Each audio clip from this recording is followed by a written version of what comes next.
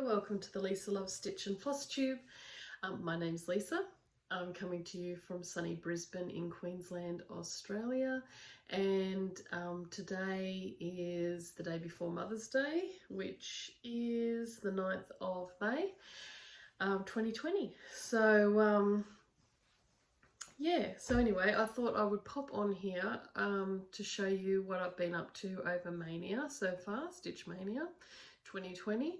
I'm not sure if you're participating in it, but as I mentioned previously, I'm going to start about 3 new projects this month, and so far it's been great. Apart from the fact that I realised Autumn at Hawk Run Hollow,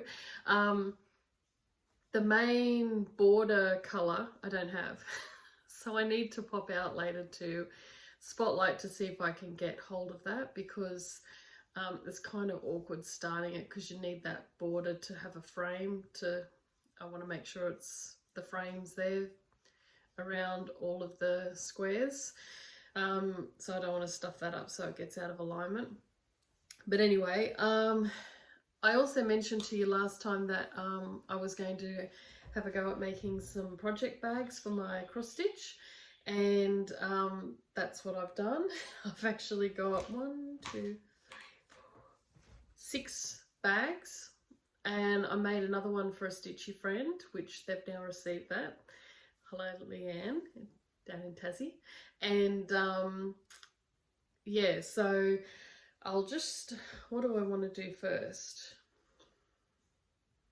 I think I'll show you the bags first, and then I'll show you where I'm up to with my stitching. So this is my Anne of Green Gables bag, and if you're on Instagram you would have seen this one, and it's got this like Anne of Green Gables writing on there, like little sayings from the book, and then this cute vintage lace trim, and then this lovely Anne of Green Gables fabric. And the one I made, Leanne, is in blue with a blue background, but the same there, and a blue zipper. But mine's got some vintage flower sack reproduction fabric from the 1930s that I got at Spotlight many years ago. And I made this zipper pull. These are Swarovski crystals. And yeah, that's really cute. I need to get some more beading stuff so I can make some more zipper pulls for the project bags, because I've sort of run out of ones that fit the jump rings. The ones that I have aren't suitable, so need to get some stuff for that. So that's, oops, that's one bag. Actually, did I? Oh yeah. And I made this teacup bag, and it has this poppy fabric on the top with a red zipper, and I think it's really cute. I really like that. And then I just have this Swarovski heart zipper pull that I made, and then I've got 2 bags like this one with some lace trim, and this one has a blue and green floral zipper pull.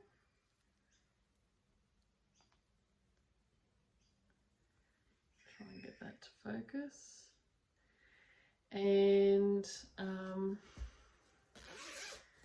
this one has a green lining, and it's got my Baby It's Cold Outside project in there now, and then just plain poppies on the back. So that's that one. Then the other one like that is pretty much the same, and this sort of comes up whitish, but it's like a lemony yellow, but it's coming up a bit white on this thing. And then this is the little zipper pull I made with Swarovski crystal beads, and this one has like a lovely bright blue lining inside, so easy to see what you're looking for. So that's that one. Oops. And then I made 2 kitty cat ones This one has some vintage lace trim and pink polka dot fabric and the cute kitties. And can you tell where I went wrong? Because you shouldn't do these things when it's late at night and you've got a thumping headache. Last night I was sewing this together and I sewed it and I realised the kitty cats are sideways. So I'm like, I am not pulling that undone. It's in, it's done. That's it. It is what it is. So this is kitties on tilt. Oh, and this is, I had this little needle, so I made a zipper pull with that. It's like a decorative needle. And then this one is the other kitty one. I got the kitties the right way around this time. And this is some vintage trim, lace trim with the pink polka dots. And then Daleen of the So Grateful podcast, as in so, S-E-W, grateful, or one word, she sent me a lovely card last year.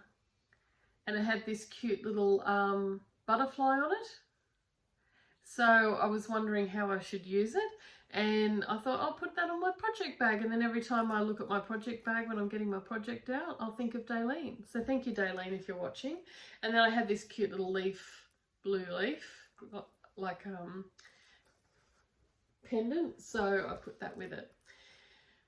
So that's really cute. I really love that. And this one also has the bright blue lining. That's what I need actually, is some more. I've got a lot of fabric, but I need sort of neutral fabric for lining the bags, because I want to make a few more just have in reserve for my projects, and a couple as gifts. So that's really cute. Really love that. And I love that pink polka dot fabric with it, by the way. I think that's really cute. I love that. So let me get out Anne of Green Gables. So week 1 of Maynia, I decided to start the Anne of Green Gables sampler by JWBW Designs. So that's what it looks like there. It's a bit hard to see because the picture's tiny. And it's basically as if Anne of Green Gables was doing her own school sampler. And it's got Green Gables on it and the schoolhouse, the alphabet, some flowers and the forest, and then Prince Edward Island. So it's a really tiny, cute sampler. But I didn't manage to get all of the colours that I needed in DMC at Spotlight last time. So I wasn't able to progress further than what I have done. But in the week, the first week of Maynia, which I only planned to stitch on it for a week, and excuse the marks on the fabric because I cut my finger and realised I'd bled on the fabric, as you do. Put your blood, sweat and tears into these things. So I sponged it off and I got the blood out, but it's discoloured the fabric. But luckily it's going to be in the frame, in the border, so you won't notice. But I managed to finish the border. There is one stitch extra there, that it was one stitch out. Would you believe? There's always a mistake, but it doesn't matter because no one will know, because no one's going to look at the chart. So I've just got to fill in the flowers on that border and then it's done. But I didn't have the right colours. So I figure that's a pretty good way to end week 1 of Maynia, with a semi-finish, and I'm happy with that. So it's really cute. I mean, look, it's not much bigger than my face. So it's really tiny. Well, not that my face is tiny, but you know what I mean. It's not a huge sampler. Like, there's my hand. So it's not very big. So that's gorgeous. Love that. So that's going away now till after Maynia, and when I can get some more threads. And I reckon that'll be a finish this year. Mark my words. I'm saying it out loud, so it has to happen. Because it's tiny, so surely I can finish that sometime this year. I get my acting gear. So that's that one. The next one I decided to work on is the one that I won on the giveaway on the So Grateful podcast by Daylene and her friend Barbara, who's now my stitchy friend, of Nutmeg Quilting. So it's called A Perfect World. Sorry for the crinkling. Just need to get the cover out. I'm just trying to keep it in the plastic so that it doesn't get too damaged when I'm working on it. So it's this one by the Scarlet House, A Perfect World. And I thought this is the biggest chunk to get all this fill-in done. So I've started doing the outline of the flower. Oh, excuse me. And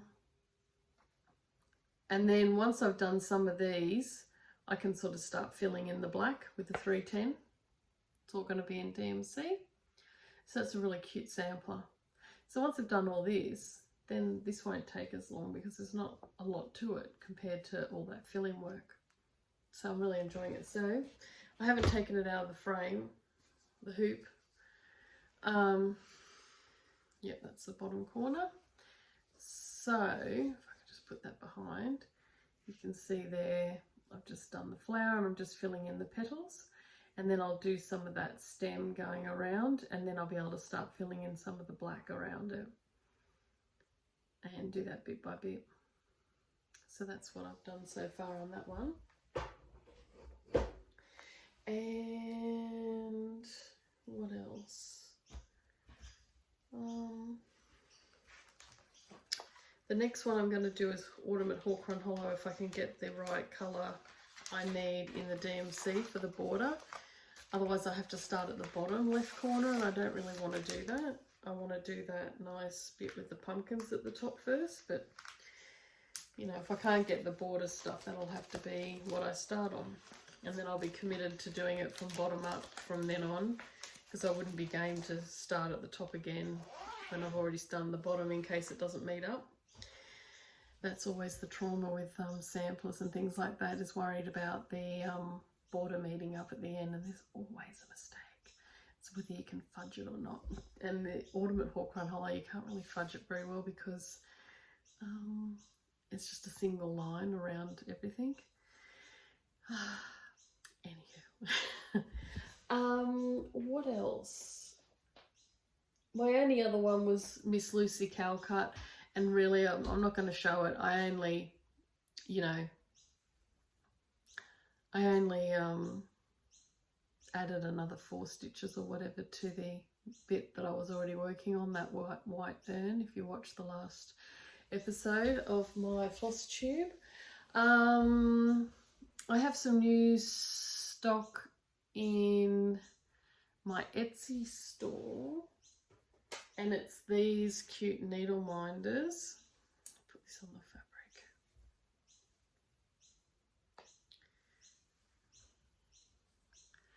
So don't worry about that, that's just thread inside there. So this is a cute little mermaidy treasure seashell, oyster shell, with a pearl in it, a faux pearl, and it's got little stars in it. And there's all variety, like there's no guarantee which one you'll get, but some have got pink in there and purple, and yeah, so I've got 5 of those in my Etsy shop. There's a link down below. And if you watch my last floss tube episode during the month of May, there is a code to get a 10% discount off everything in my store. So at the moment I'm just waiting on some more stock to supplies to come in for me to make more needle minders, and when that does happen I'll let you know. But the post being what it is, it'll probably take a while because some of it's coming from overseas, and that takes a few months because everything's going by sea now. Yay. What else? I think that's all. So just a short one, but I wanted to check in. I'm trying to do these normal floss tube every fortnight if I can. So yeah, and then at the end of the video I'll share some of my plants that I've put in pots this week gone, and I have some cute violas flowering at the moment. And Brendan Butcherbird came to sit next to me today on the balcony while I was talking to my mum on the phone, which is really cute. Oh God, they put on a performance with their singing. They're so lovely. And yeah, it's been nice and sunny here. I had a little bit of rain the other day, but they've been doing burn-offs with the local bush, ready for next fire season. We're getting in early because last year was horrendous, as everybody will be aware, even if you're overseas. So yeah, so we had lots of smoke around, and but that's gone now. So yeah, that's about it really. We've got a little tomato. Percy Possum was having a tomato, and a seed must have dropped onto one of our pot plants, and randomly a tomato plant started to grow. And then Percy came along and ate the tomato plant almost down to the shoot, to the dirt, and then it's regrown, and there's actually a tomato growing on the end of it, a big one I think it's going to be. So that's really cute. So we've worked out, if you don't have the chairs around the table on the deck, they can't get up the glass top table easily. So the plants the violas I've had on the table, they haven't eaten them. And like, they eat everything. So we're going to see if putting the tomato plant on there means it'll be safe, like a safe zone for the tomatoes from the possums. So yeah, so doing that, I gave one teacup to Wayne's mum for Mother's Day because it was in flower, and I thought if we wait till Mother's Day, which is tomorrow, it might not still be in flower. But we've got another one in flower on the windowsill, and one in flower that just came out this morning on the veranda, the balcony, on the table. So that's really lovely. So it's nice having some flowers, because normally, you know, the possums eat them all. And the possums haven't eaten the flowers. I've got petunias, I think they are. Wayne gave them to me last year, and I think it was last year or the year before, and they're just the gift that keeps on giving. They keep flowering. Even when they get eaten, they keep flowering every few days. And they're like a nice hot pink. So they've been flowering, which is nice. And we normally put a washing basket over the top of them at night to keep the possums away from them. But funnily enough, things have a way of wanting to survive and to get to the sun, because sometimes we forget to take the box off. They've gone underneath between the basket and the pot plant and stuck their heads out the front and grown flowers. So that's really cute. So anyway, that's my ramblings about the garden. And we saw a kangaroo the other day up the back. Wayne got a photo, which I'll share with you here at the end. You can barely see it because they blend in with the grass, so see if you can spot it. I'll put it on for a bit longer right at the end. Anyway, happy stitching, happy Stitch Mania 2020, and whatever you're doing, I hope you're having a fun weekend, and hopefully you're getting to see your mum for Mother's Day. And I'll catch you all later. Bye.